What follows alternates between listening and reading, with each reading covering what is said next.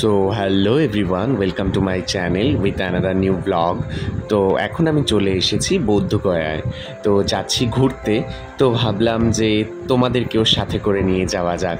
তো চলো ঘুরে আসি। একটা জিনিস কিন্তু খুব ভালো, এই শো করতে এসে ঘোরার যে বিষয়টা। তো চলো সাথে থেকো। তো বেরিয়ে পড়েছি দুপুর, কি দারুণ লাগছে না রাস্তাটা, বিশেষ করে এই পাশের এই হলুদ গাছগুলো। তো যাই হোক, আজ এখানে রাধাকৃষ্ণরই শ্যুট আছে আমাদের। তো আমি এখন যাচ্ছি মন্দিরের উদ্দেশ্যে। তো আমি যখন আর কি, মানে শুধু আমি নয়, আমার সাথে রাধাও যিনি আছেন, অর্পিতাদি। তো অর্পিতাদি এখন ঘুমোচ্ছে। তো সেই ফাঁকে আমি ভাবলাম যে আমি ঘুমোবো না, এত কাছে যখন এসেছি তখন একবার মন্দিরের দর্শন করেই যাব, ভগবান বৌদ্ধের দর্শন করেই যাব। যদিও আগে একবার এসেছিলাম, তবে সেটা অনেক বছর আগে, মানে প্রায় 6-7 বছর আগে একবার প্রোগ্রাম করতেই এসেছিলাম, সেই সুবাদেই ঘুরেছিলাম। তো আজকেও ভাবলাম যে ঘুরেই যাই, বলে না ভগবান না টানলে আসা যায় না, তো ওই আর কি। তো যাই হোক, সময় নষ্ট না করে আর কি, যখন আমি এখান থেকে আর কি যাচ্ছিলাম আমরা হোটেলের উদ্দেশ্যে, তো তখন দেখে নিয়েছিলাম যে কোন রাস্তা থেকে যেতে হয়, একদম সামনেই মন্দির। তো যাই হোক, তার জন্য সোজা পায়ে হেঁটে আর কিছুটা গুগল ম্যাপের সাহায্য নিয়ে চলে যাচ্ছি। তাছাড়া তোমরা কি জানো, একদম একটা মানে ভীষণ ভালো অকেশনে আমরা এখানে এসেছি, যদিও তার আগের দিন, মানে মহাবৌদ্ধ জন্ম জয়ন্তীর অকেশানে। আর এটা হচ্ছে 2569তম বৌদ্ধ জন্মজয়ন্তী। তো চলো যাওয়া যাক মন্দিরে। এখানে নানা রকম হেলথ ক্যাম্প এরকম সব বসেছে। তো প্রথমেই তোমরা সবাই জানো, যারা যারা ওখানে ঘুরতে গিয়েছো, যে মোবাইল নিয়ে মন্দিরের ভেতরে ঢোকা যায় না। তো যতটুকু দেখানো যাবে, যতটুকু দেখানো যায়, সেটা আমি তোমাদেরকে অবশ্যই দেখাবো। আর তোমরা কে কোথা থেকে ব্লগটা দেখছো সেটা কিন্তু অবশ্যই আমাকে কমেন্ট করে জানিও, তাহলে আমারও বুঝতে সুবিধা হবে যে আমার দর্শকরা ঠিক কোথা কোথা থেকে আমার ব্লগ দেখছেন। চলো ঘোরা যাক।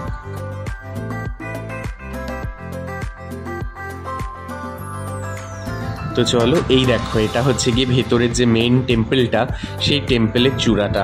তো ওই পাশ থেকে গেট থেকে ঢুকতে হবে, বাট আমি তোমাদেরকে তো মানে মোবাইল নিয়ে আর কি যেতে পারবো না সাথে করে নিয়ে, তাই দেখাতে পারলাম না। আর এই পাশে যে মন্দিরের চূড়াটা দেখতে পাচ্ছ, এটা হচ্ছে গিয়ে জগন্নাথ মন্দির। আজ থেকে 5-6 বছর আগে যখন এসেছিলাম, তখন কিন্তু এই জগন্নাথ মন্দিরটা ছিল না, তাহলে ঘুরতে পারতাম।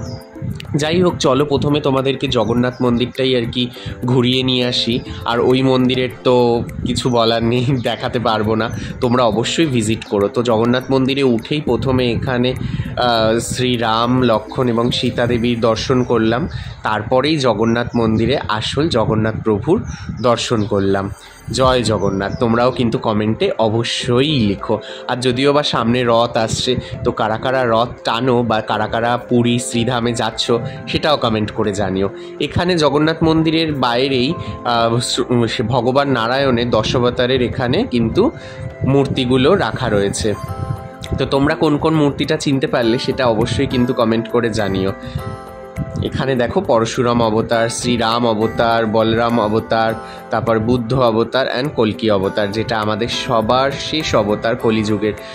যাই হোক, তো এখান থেকেও দেখো মন্দিরের চূড়াটা দেখতে কি অসাধারণ লাগছে, আর ভীষণ সুন্দর করে কিন্তু সাজানো হয়েছে।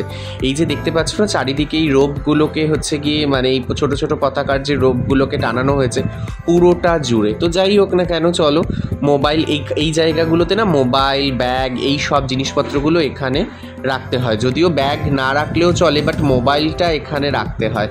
যাই হোক, মোবাইল আমি এখান থেকে নিয়ে নিয়েছি। এবার যাব বাড়ির উদ্দেশ্যে, কারণ বিকেলবেলা আবার শো তো আছে। তো যাওয়ার আগে কিছুটা আমি ঘুরে নিয়েছিলাম, কারণ আসবো আর কিছু কেনাকাটা করব না, তা তো কখনো হতে পারে না বলো। তো যাই হোক না কেন, এখানে ভীষণ সুন্দর সুন্দর বুদ্ধ মূর্তি এখানে রাখা ছিল, অশোক স্তম্ভ রাখা ছিল। কারণ তোমরা সবাই জানো, সম্রাট অশোকের সময় থেকে বৌদ্ধ ধর্মের প্রচারটা অনেক পরিমাণে বেড়ে গিয়েছিল, অনেক বেশি হয়েছিল, ইভেন উনি নিজেও খুব বেশি করেছিল। তো যাই হোক না কেন, এখানে এবার দেখলাম, দেখতে দেখতে এই যে একটি ছোট্ট, মানে বুঝতে পারছো, এটা আমার জাস্ট 2 কর, হাতের যে 2টো কর হয় সেটা।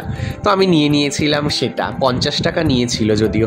তারপর ওখান থেকে বেরিয়ে এই বাড়ি ফেরার সময় রাস্তাটা একটু গুলিয়েই ফেলেছিলাম। তো এখানে দেখতে পাচ্ছিলাম যে এই আমাদের যে মানে বৌদ্ধ আর কি মন্দির, এটা একটা বৌদ্ধ মন্দির রাস্তায় পড়েছিল। তো ভাবলাম চলো তোমাদেরকেও সাথে করে নিয়ে যাই, কারণ মেন মন্দিরটা যখন ঘোরাতে পারলাম না তো এই মন্দিরটা তো ঘোরাতেই পারি। যদিও এখানে মোবাইল সেরকম অ্যালাউ ছিল না, লেখাও ছিল যে মোবাইল নট অ্যালাউড, বাট আমি যখন ভেতরে যাই তখন দেখলাম যে এখানে প্রচুর মানুষই এখানে মোবাইল ইউজ করছেন। ইভেন এখানকার যারা আর কি পণ্ডিত, মানে যারা বৌদ্ধ ধর্ম গ্রহণ করেছেন, এই যে সামনে যারা আর কি পূজার প্রিপারেশন নিচ্ছে, অলরেডি হচ্ছে, তারাও দেখলাম যে মোবাইল ইউজ করছে। তো আমিও তোমাদেরকে ঘুরিয়ে দেখালাম। তো দেখো চলো।